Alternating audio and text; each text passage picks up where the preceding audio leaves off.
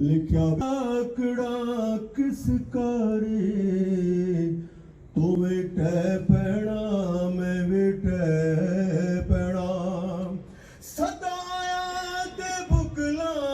ਮਾਰ ਟੁਰਣਾ ਨਾ ਕੁਝ ਤੂੰ ਕਹਿਣਾ ਨਾ ਮੈਂ ਕਹਿਣਾ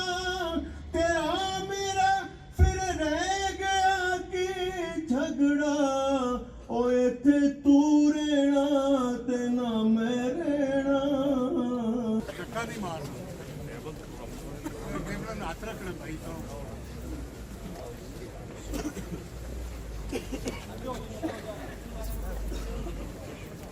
ਆਰਾਮ ਨਾਲ ਧੱਕੇ ਨਾ ਮਾਰਨੇ ਕਿ ਆਰਾਮ ਨਾਲ ਖਾਰੇ ਜਿਹੜੇ ਆਰਾਮ ਨਾਲ ਖਾਰੇ ਭਾਈ ਆਰਾਮ ਨਾਲ ਆਓ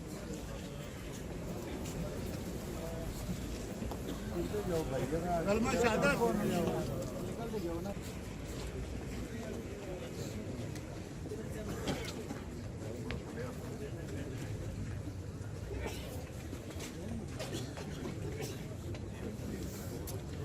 थोड़ा रड़क दिया और थोड़ा परले में आई हो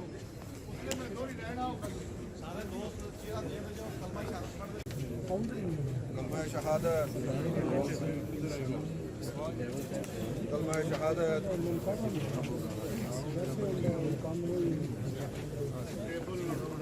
मेहरबानी